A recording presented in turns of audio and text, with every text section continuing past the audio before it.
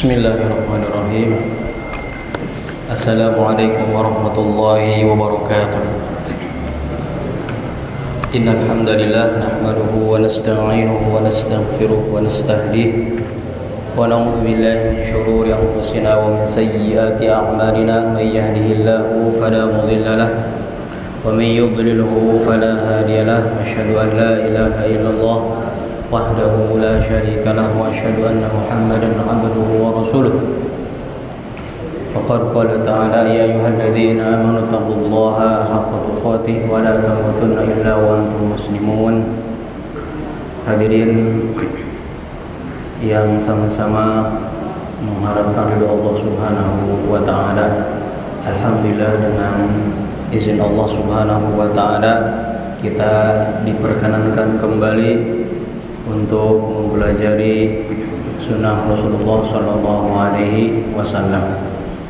Kita berdoa kepada Allah Subhanahu wa taala semoga kita semuanya diberikan keistiqomahan dalam menjalankan kewajiban dan juga menjalankan sunnah Rasulullah sallallahu alaihi wasallam.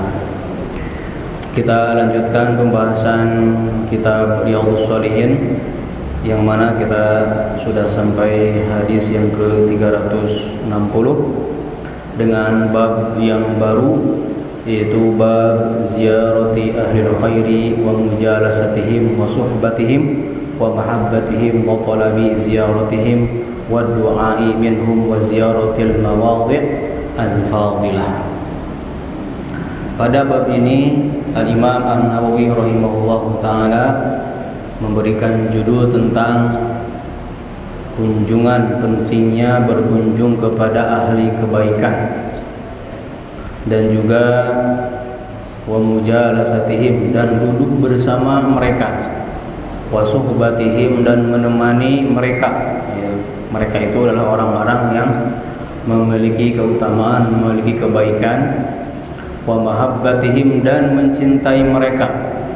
Wa talabi ziyaratihim, dan mengundang mereka. Wa du'ai minhum, dan meminta doa dari mereka.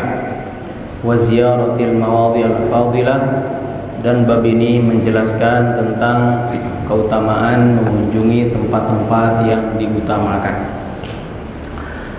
Qala al-mu'allif rahimahullahu ta'ala, kita bacakan hadisnya. Qala al-mu'allif rahimahullahu ta'ala wa nafa'ana bi ulumihi amin ya Allah ya rabbal alamin. Wa an Anas radhiyallahu anhu qala Abu Bakar li Umar radhiyallahu anhuma ba'da wafati Rasulullah sallallahu alaihi wasallam, intaliq bina ila ummi Aiman radhiyallahu anha nazuruha kama kana Rasulullah sallallahu alaihi wasallam yazuruha. Hadis ini datang dari Anas bin Malik radhiyallahu anhu. Semoga Allah meridhai sahabiun jalil, yaitu Anas bin Malik. Anas bin Malik berkata, qala Abu Bakar. Jadi Anas ini menghikayatkan Abu Bakar, ya, sahabat yang lainnya. Qala Abu Bakar Umar, telah berkata Abu Bakar kepada Umar radhiyallahu anhu, semoga Allah meridhai keduanya. Ba'da wafati Rasulullah sallallahu alaihi wasallam, setelah wafatnya Rasulullah sallallahu alaihi wasallam, ya. Jadi Abu Bakar berkata kepada Umar bin Khattab setelah wafatnya Rasulullah sallallahu alaihi wasallam, artinya pada saat itu Abu Bakar sudah menjadi khalifah yang pertama, ya. Sudah menjadi khalifah, dan belum setahun menjabat menjadi khalifah, ya. Sedangkan Umar waktu itu menjadi wazir, ya, menterinya Umar bin Khattab, menterinya Abu Bakar As-Siddiq. Nah, Abu Bakar ini mengajak Umar bin Khattab radhiyallahu anhu setelah wafatnya Rasulullah sallallahu alaihi wasallam. Apa kata Abu Bakar? Intaliq bina ila ummi Aiman radhiyallahu anha nazuruha kama kana Rasulullah sallallahu alaihi wasallam yazuruha. Intaliq bina, wahai Umar, mari kita bergegas, mari kita pergi. Ya, kemana? Yaitu mengunjungi Ummi Aiman. Mengunjungi siapa? Ummu Aiman.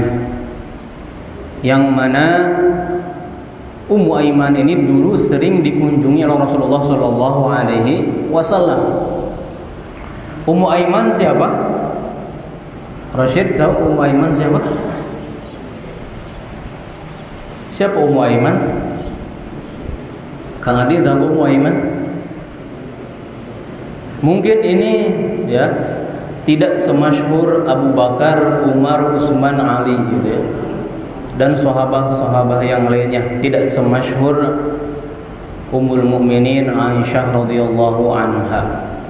Ya, Ummu Aiman ini. Ummu Aiman ini gitu ya, supaya kita mengetahui semuanya yang sudah tahu, murojaah kembali. Ummu Aiman ini adalah wanita dari mana? Habasyah, Afrika gitu ya, dari Afrika, yang mana dulunya sudah menjadi hamba sahaya Abdul Muttalib. Siapa Abdul Muttalib itu? Kakeknya Rasulullah Sallallahu Alaihi Wasallam. Ya. Kemudian setelah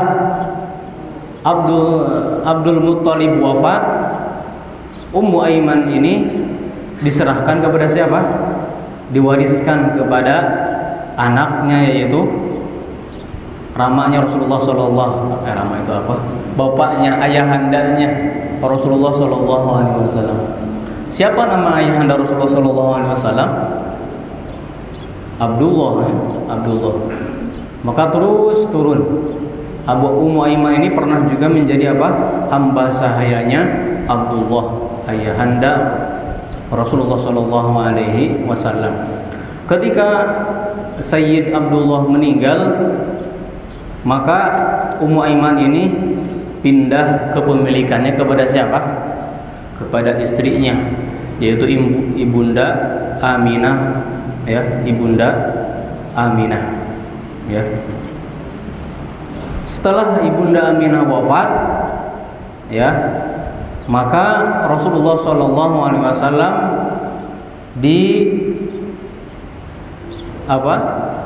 siapa yang memegang Rasulullah sallallahu alaihi wasallam setelah Aminah atau Sayyidah Aminah wafat? Yaitu pamannya Rasulullah sallallahu alaihi wasallam, Abu Thalib. Dan juga diurus, dilayani oleh Ummu Aiman ini. Ummu Aiman ini ya sangat besar sekali jasanya terhadap Rasulullah sallallahu alaihi wasallam. Ummu Aiman ini tahu sepak terjangnya bagaimana dakwah Rasulullah sallallahu alaihi wasallam. Bahkan Ummu Aiman ini tahu bagaimana masa kecilnya Rasulullah sallallahu alaihi wasallam. Bagaimana dewasanya Rasulullah sallallahu alaihi wasallam sebelum menjadi nabi. Bagaimana suka dukanya Rasulullah sallallahu alaihi wasallam itu Ummu Aiman tahu. Ya. Bahkan beliau ikut hijrah ke Habasyah dan ikut hijrah ke mana?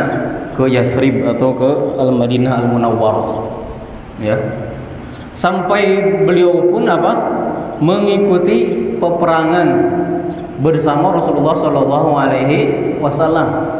Bukan perang langsung melawan musuh ya, akan tetapi biasanya kalau kaum wanita itu menjadi melayani, membuatkan makanan gitu ya, mengobati yang luka dan yang lainnya. Ya, kalau perang dengan pedang tidak gitu ya. Akan tetapi ya mengobati, membantu ya, melayani penyediaan makanan, minuman dan yang lainnya. Sampai Rasulullah SAW wafat, ya, Ummu Aiman ini menyaksikan Rasulullah SAW. Umurnya Allah berikan keberkahan, ya, lebih panjang daripada Rasulullah SAW. Ya. Ummu Aiman ini wafat kapan? Yaitu ada yang mengatakan 5 bulan atau 6 bulan setelah Rasulullah SAW wafat. Ya kalau misalkan Rasulullah SAW wafat di bulan Rabiul Awal, 12 Rabiul Awal tahun 11 Hijriah, maka beliau Ummu Aiman wafat sekitar bulan Sya'ban atau Ramadan gitu ya. Nah, sebagaimana dalam sejarah bahwasanya beliau pernah menikah dengan Ubaid gitu ya. Maka lahirlah namanya Aiman. Ummu Aiman ini aslinya siapa? Namanya Barokah bintu Tha'labah gitu ya. Barokah bintu Tha'labah nikah dengan Sayyid Ubaid dan kemudian melahirkan siapa namanya? Aiman ini. Setelah meninggal, Qudurah dua-duanya meninggal di medan perang. Aiman meninggal, Ubaid pun meninggal. Setelah itu Ummu Aiman menikah dengan Zaid ibn Harithah. Kemudian dari keduanya memiliki anak namanya Usamah ibn Zaid ya. Nah ini keutamaannya sangat besar ya, Ummu Aiman ini di mata Rasulullah SAW yang mengurusnya, yang melayani SAW ya. Nah bahkan dalam sejarah yang menyika air mata Rasulullah SAW ketika ditinggal oleh ibunya Aminah gitu ya.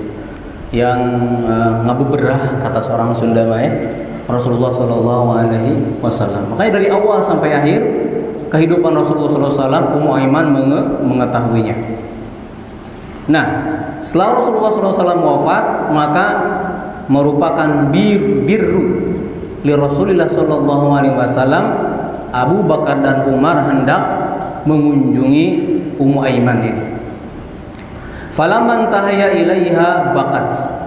Tatkala mereka berdua sampai kepada tempatnya Ummu Aiman, ternyata Ummu Aiman ini sedang apa? Sedang menangis gitu ya. Faqala laha ma yubkika. Maka Abu Bakar dan Umar berkata kepada Ummu Aiman, ma yubkiki? Apa yang membuatmu menangis wahai Ummu Aiman?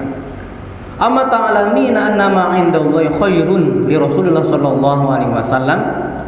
Masih kata Abu Bakar dan Umar, bukannya engkau mengetahui bahwasanya apa yang di sisi Allah Subhanahu wa taala itu lebih baik untuk Rasulullah sallallahu alaihi wasallam gitu ya. Artinya apa? Sekarang Rasulullah sallallahu alaihi wasallam sudah tenang. Tidak diganggu, tidak disakiti, tidak pusing lagi memikirkan umatnya. Sekarang sudah tenang Rasulullah SAW di mana di sisi Allah Subhanahu wa taala dengan berbagai macam kenikmatan di alam kubur gitu ya. Nah, faqalat, maka Ummu Aiman berkata, "Innila abki anni la a'lam anna ma 'indallahi ta'ala khairun li Rasulullah sallallahu alaihi wasallam." Sekarang ini saya bukan menangis karena itu. Saya sudah tahu Rasulullah SAW sudah lebih baik daripada beliau ketika masih hidup, gitu ya. Bukan karena itu, ya. Sekarang aku menangis karena apa? Walakin abki annal wahya qad intaqafa minas sama. Ummu Aiman tentunya ketika Rasulullah SAW wafat menangis, ya. Tidak ada sahabat yang tidak sedih, tidak ada waktu wafatnya Rasulullah SAW. Semuanya sedih, gitu ya. Galau mereka, tidak tahu arah, bagaikan anak yang kehilangan induknya, tidak tahu arah kemana, bingung. Sampai kata Utsman bin Affan, orang-orang lewat saja saya tidak tahu mereka siapa yang lewat. Di hari wafatnya Rasulullah SAW, ketika Umar lewat pun saya tidak tahu. Ya, saking apa? Saking bingungnya, sedihnya ketika wafat Rasulullah SAW. Tentunya Ummu Aiman juga menangis. Beliau yang tahu dari nol sepak terjang Rasulullah SAW sampai wafatnya. Tapi sekarang ini karena sudah berhari-hari, sudah berpekan-pekan gitu ya, sudah berbulan-bulan, aku ini bukan menangis karena wafatnya Rasulullah SAW sekarang itu. Sekarang itu saya nangis karena apa? Wahyu sudah terputus dari mana? Dari langit gitu ya. Emang kalau wahyu berhenti ya, turun dari langit, apakah ada keuntungannya wahyu ketika turun ke dari langit ke dunia itu? Tentunya banyak keberkahan, banyak kebaikan. Apabila wahyu turun, apabila ayat Al-Quran turun, apabila firman Allah Subhanahu wa ta'ala turun ke dunia ini, maka banyak keberkahan. Keberkahan yang tiada tara, ya. Seolah-olah kebaikan besar itu hilang bersamaan dengan wafatnya Rasulullah sallallahu alaihi wasallam. Inilah yang menjadikan Ummu Aiman menangis gitu ya. Fahayyajat huma 'alal buka. Maka atas jawaban Ummu Aiman ini ya membuat mereka bersedih gitu ya, menangis. Faja'ala yabkiyani ma'aha. Maka Abu Bakar dan Umar keduanya menangis gitu ya, meratapi apa yang mereka alami. Rasulullah SAW sudah meninggal, wahyu pun sudah terputus ya. Maka di sini merupakan akidah Ahlussunnah wal Jamaah gitu ya. Jangan sampai kita mudah percaya apabila zaman sekarang ini ya, ada orang yang mendapatkan wahyu dari Allah Subhanahu wa taala, maka jangan ragu kita mencap orang itu sebagai pembohong. Tidak ada lagi wahyu setelah wafat Rasulullah sallallahu alaihi wasallam. Kemudian juga salah satu faidah dari hadis ini ya, disunnahkannya kita mengunjungi orang-orang yang soleh gitu ya. Siapapun itu, guru kita gitu ya. Atau kalau orang tua kita mungkin sudah sudah dibahas di bab birrul walidain. Inilah orang-orang yang soleh, yang kita anggap soleh, itu maka kita disunnahkan untuk mengunjunginya. Ya, hidmah misalkan sudah keluar nih dari Al-Basam, jangan dilupakan. Ya, ada Ustadz Agung di sini, Ustadz Supenda, orang-orang soleh insyaallah. La uzaki Allah ahadin insyaallah.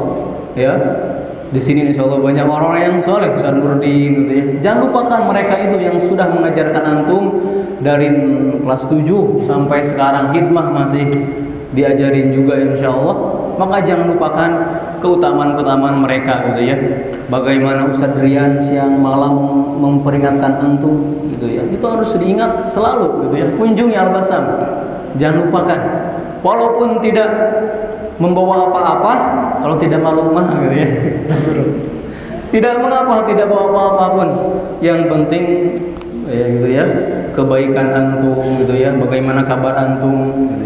Itu juga sudah senang.